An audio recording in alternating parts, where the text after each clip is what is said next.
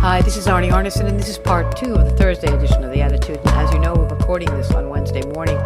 So once a month, we teach something called race class. And I'm going to remind you how this began almost going on 4 years ago. Legislation restricting the teaching of race and racism in public schools and government entities has spread across the country. In an effort to respond, BU Law Professor Jonathan Feingold and myself, Arnie Arneson with The Attitude, are offering Race Class, a once-a-month course conversation where listeners can hear what it's like to approach race and racism from a place of curiosity and history, rather than fear and anxiety. We've been doing it for years now, Jonathan Feingold, and you said at one point, in describing the foundational purpose of Race Class, you noted, "We know race matters. Part of this project is to make sense of what that means." So welcome back in 2025 to this program. We now know that this whole conversation is not only more important, but more threatened by Donald Trump and his MAGA base. And maybe that's why I almost feel like I want to do it every week and not every month, but both of us would be exhausted. But I asked what you wanted to talk about. And you said we need to talk about some of the anti-DEI executive orders and about the administration's blatant racism. So, Jonathan, it just hit me about a couple of weeks ago, and I'm not sure I understood this, but I should have. There is no way we can ever get to meritocracy without diversity, equity, and inclusion. It is impossible to get to meritocracy because meritocracy assumes that you have the best and the brightest in the room. But if the room is only white Christian males, then it's not merit. If the room doesn't include women, then it's not merit. If the room doesn't include people of color, then there's not an opportunity to find and discover merit. In order for it to be meritocracy, if you really truly want that, then diversity, equity, and inclusion is one of the most important components to get to merit. And the fact that they've been able to divide that and to suggest that they're mutually exclusive is what is so unbelievably offensive. And yet I never processed it that way. And maybe in some ways, in this horrific setting we're in, Donald Trump taught me something that I had not been willing to sort of connect. So let me welcome you back to the program, and let's get your reactions to the anti-DEI executive orders. And is that sudden sort of like, it hits me like a ton of bricks, should have been obvious on its face, and yet I had never processed it in that way. And it seems like that is so, so important. Arnie, I have too many thoughts in my head to for the limited time that we have. I think you should send Trump a gift basket with a nice little note. Thank you for helping me see things more clearly. So my issue with the anti-DEI executive orders is not the Trump administration, because the Trump administration is doing what it does. Bluster, threat, distortion, caricature, racist, sexist. Like, my beef is with all the universities who are rolling back, shuttering, self-censoring based on legally unsound, untethered communications coming out of the federal government that certainly are threatening and intended to harass. But it has been dispiriting, to say the least, to see some of the most well-resourced, ostensibly sophisticated institutions, universities in the country, just preemptively close shop. University of Pennsylvania was reported on recently for doing so. Northwestern, I just looked up because I had heard that they were starting to scrub DEI in different ways from the Daily Northwestern, which I think is the student newspaper. Headline: Northwestern Library's website removes DEI mention as university responds to executive orders. If anything, the moment is clarifying because of the ease at which universities are folding any at least public commitment to, core values that are inextricably linked also to the institution's most fundamental mission to pursue truth and knowledge for the common good. Can't do that when you've got racial biases unchecked, when you've got racial harassment, sexual harassment, you know, unchecked, when you don't aren't creating structures that are accessible to everyone, irrespective of someone's disability status, when someone who is not a citizen is unable to be fully present because they're anxious that the institution might, coordinate with the federal government that is just, seeking out people to detain and ship away. But so that's a little bit of you got me going really quick, Arnie. But how are you doing? Well, so I want to just share one more story. I'm not doing well. I'm not doing well. But in some ways my fear and my anger and my rage is making me more overt with my voice and my actions. I'm like I was just two things. I was at a hardware store and the woman was listening to me talking on my cell phone before I checked out. She heard me say that I was getting off of Airbnb. And I've been on Airbnb, Jonathan, since 2013. And the reason I've decided finally I need to stop is because the co-founder of Airbnb is working with Elon Musk on Doge and is a good friend and supporter of RFK Jr. And I'm like, I am not contributing to his wealth. I am not participating in this. Two things, Jonathan. First of all, that was a post I posted on my Facebook page, Arnie's little Facebook page. Do you know how many reactions I'm up to now on Arnie's little Facebook page? 20,000, My Jonathan. child, my kid would say, Arnie, it's 20 quadrillion, and so don't understate. People are looking for people to stand up. They're looking for actions to take. So that was just interesting. But the reason I'm telling you about this story was that he looked at me. It was actually a he. He looked at me and all of a sudden he said, "You need to know I'm afraid." And I looked at him and I said, "What do you mean I'm afraid?" He said, "Actually, Arnie, I'm a transgender woman. All right. And I have to look like this at work." And so I hugged him, Jonathan, and he was shaking. He was shaking. And I said, "I am here. Find me anytime I come in here. I will find you." All right, that's what you asked me how I'm doing. His shaking in my arms was just absolutely unbelievable. But let me share this because you were talking about higher ed. Ready? Here's the Fortune.com article.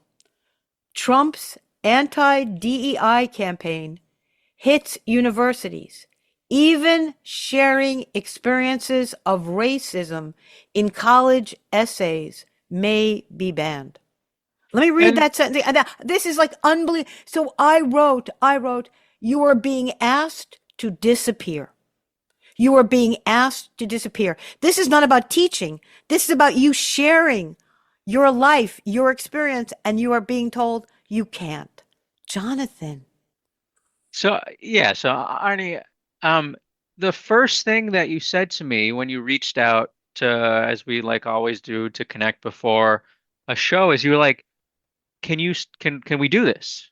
Yeah, I'm Like, with are you. you able to do this? Are you okay? Yeah. So like, um, we're not we're not stopping these conversations. But like, yeah, my frustration again, it's not with the Trump administration because the Trump administration is openly anti-democratic. Like, I get it. Like, but when you have the media, like, was it Forbes who had? Do you say Fortune. the It was Fort? Fortune magazine. So Trump's Fortune anti-DEI. magazine has a headline like, as a law professor who has spent, I would venture to guess, more time than most. I would assume there's actually not that many people in the country over the past 18 months who have spent as much time thinking about and writing about SFFA v. Harvard, the lawsuit involving Harvard and UNC that the Trump administration is sort of waving around in these communications recently. And it's a like far from controversial, quite modest point to simply state that the way that the Trump administration is representing that case is massively overstating what the court actually did. Yes. And in part because the court explicitly says, of course, it is okay for students to describe their personal experience with race or racism. Who knows how many episodes just to break down all the ways in which it would, be unconscionable, and such that even the Supreme Court like could not go there.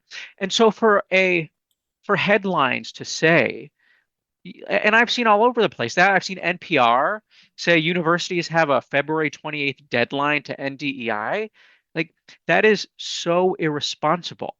It is accurate that the Trump administration is threatening, waving around threats in documents with White House letterhead, Department of Education letterhead, that substantively is not that much different from like Trump diatribe on some social media feed that happens to have the imprimatur of the federal government. But something that folks should know that I'm pretty sure about is, so generally with respect to executive orders, even under the former Trump administration, they're vetted by the Office of Legal Counsel. This is the attorneys for the White House. That has not happened. It's not surprising that sort of procedural step hasn't happened, but it also shouldn't surprise us that so much that is coming out of the White House is not intended to be sharp legal analysis or, articulations of federal law that are somehow anchored to established law. This is the Trump administration. Like, why would we expect that from this administration?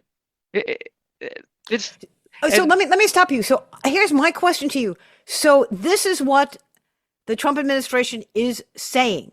Not that they have any law to support this, not that it's legal. So you are now in the media and you have to share with the public what the administration is saying. Do you frame it in such a way that you're saying, without any legal authority, without any confirmation from the courts, without whatever, they are saying this?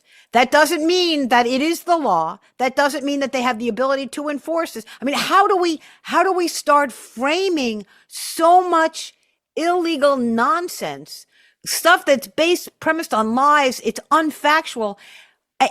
It takes time, but I feel like everyone is not only not taking the time, but they're actually elevating his illegality, and by how they frame it, create the illusion that what he is doing is operating within the law. So, and we now haven't even started talking about what we're supposed to talk about, but I know. Arnie, like I've listened to NPR for a long time.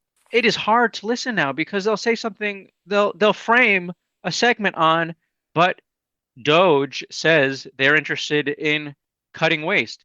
There's no empirical basis for that. And so for NPR to frame a segment based on what everyone knows is like the thinnest veneer of a talking point strikes me as journalistic malpractice. And so like it's actually it's not very hard to say Trump administration sends legally fraught, unanchored threat to universities. How will universities respond? And so we can sort of circle back. Well, let me stop you though, because Stephanie asked a very important question. So we saw at the Governors Association meeting with Donald Trump that, Donald Trump was looking for the governor of Maine because he wanted to accost the governor of Maine based on issues dealing with transgender athletes.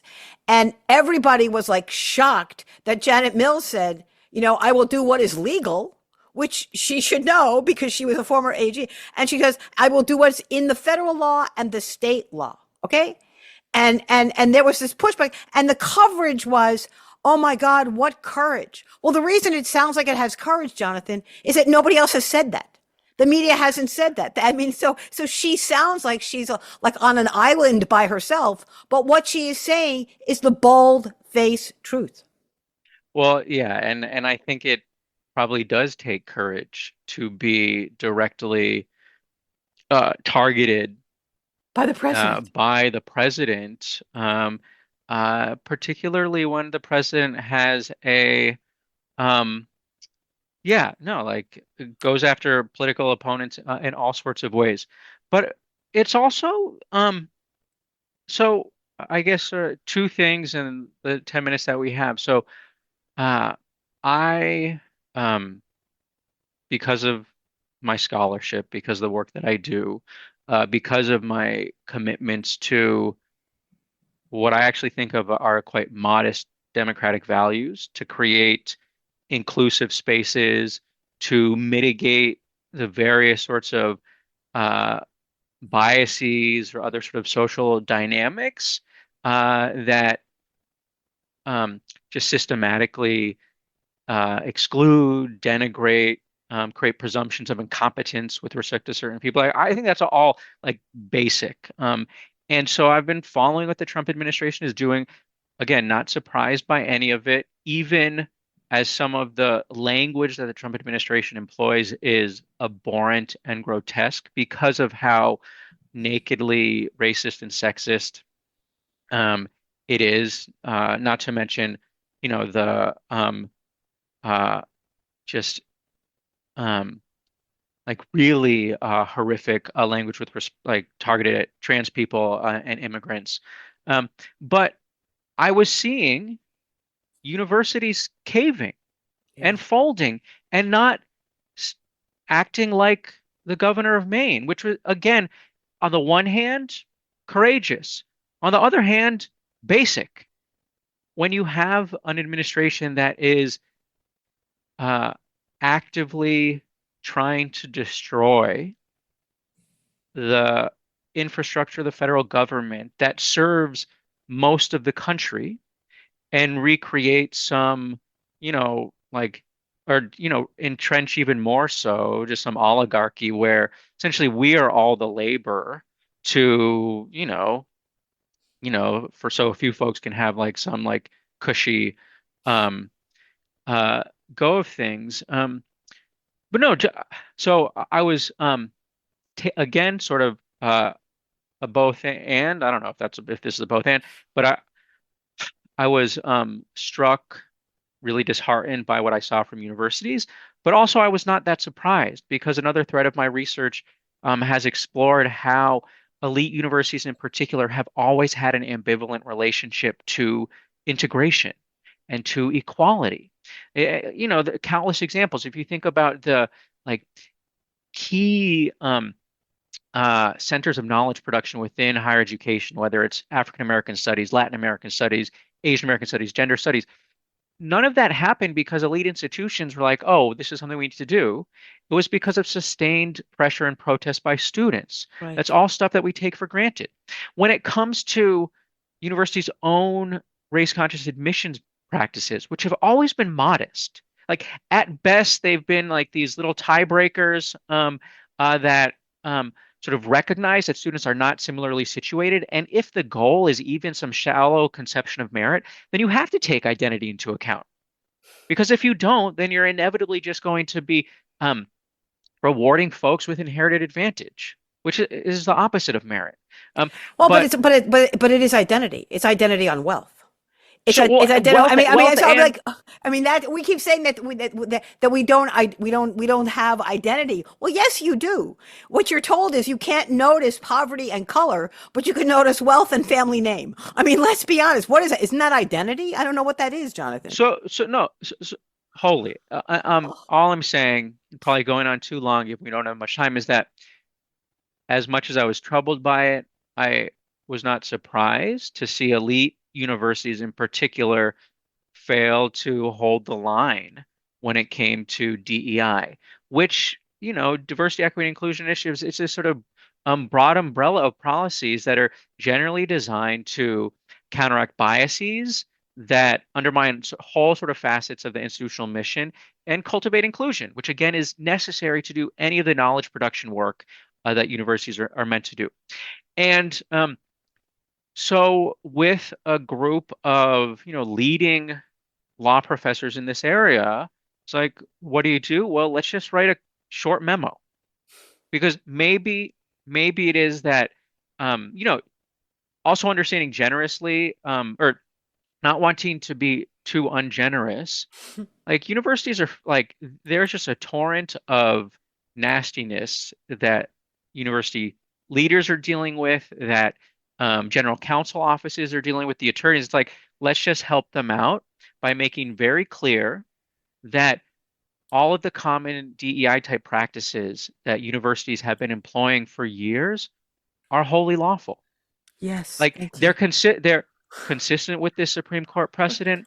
The Trump executive order and the Dear Colleague letter like don't change federal law, and they even like concede that DEI is not inherently unlawful. The Dear Colleague letter also rightly states, it was in a footnote, but it stated that it is not legally binding on anybody. And so the goal was just try to just produce a little piece of work product with the skills that we have. As law professors, there's not actually that much we're um, positioned to do in this moment. Um, and so we wrote it and we sent it now to, I think it's been sent to over 600 universities in the country. And it has been circulating in different ways, but part of the modest goal was to just prevent anyone from being able to say, well, we don't know what the law is. We're Yes, confused. right. But to continue to see like this story from Northwestern, which seems like it's 2 days ago, for institutions to continue to scrub commitments to diversity, equity, inclusion, even when the key executive orders have been enjoined. Federal judge has said that they appear to be unconstitutional. And in addition to the reasons that judge gave, which were generally on due process and First Amendment grounds, there's also clear equal protection sorts of arguments because the attacks on DEI, there is already a robust record that they trade on and reinforce deeply pernicious race and gendered stereotypes about just presumptive incompetence of people because of their identity. And I think it's like also not that hard to marshal the argument that this is actually animus towards those groups. And so for universities, even when the orders are enjoined, and even when the Dear Colleague letter is in no way legally binding, it also has now been legally challenged to fail to hold the line, to defend, to champion like modest democratic values. Not only is that further weakening universities' ability to stand up to a bully who wants to erode any check, and universities could be a check. Not only does it prevent them from doing that, what are students, faculty, and like But Jonathan, you know what it is? What this is more terrifying. It's a form of validation. How am I doing? I am apoplectic because this is a time where any action like that that validates this illegality, this unconstitutionality, this overreach, this intimidation, this the flourishing of hate, that's what they are doing. They're not protecting their institution. They're validating this action by someone who obviously is doing something that, as you point out in this memo that you have to share with me because I need to read the memo, it turns out that it's not premised on the law, it's not premised on the facts, and it's not premised on the Constitution. But yet their actions, guess what? That proves that they don't care what the law is, what the Constitution says. They're protecting something else. And the question is, what is that? Because it's clearly not why they are there as heads of faculty and institutions that are supposed to teach based on the facts and on the curiosity and on the questions. and I know we only have 30 seconds left, so I'm going to be brief. But something else that's been really dispiriting to me over the past few weeks is seeing some of the public intellectuals who I respect so much employ the frame that the Trump administration is affirmative action for white men or affirmative action for oligarchs. I certainly understand that the Trump administration is platforming, putting in positions wholly unqualified people because of their connections, because of their identity, because of their wealth. But to suggest that that is affirmative action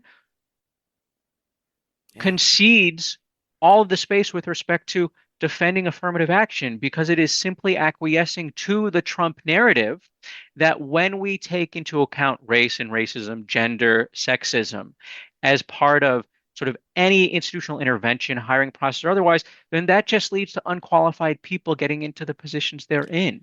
Jonathan, you have to write your response to their use of the term affirmative action when it applies to oligarchs and whatever. It doesn't Please. apply. I know it does. And what I want is I want you in writing, and I want to make sure I read it on a regular basis so I can make sure that people don't employ that term in a way, as you just points out to exactly what they were trying to do, which is to sort of create this image of affirmative action that is not accurate. Jonathan Feingold joins me once a month. We've been doing this for years now for what we call race class. And I want to remind everyone that the reason we did this is that we know that race matters. And this project is to make sense of what that means. Thank you, Professor Feingold, for joining me. I truly, truly appreciate it.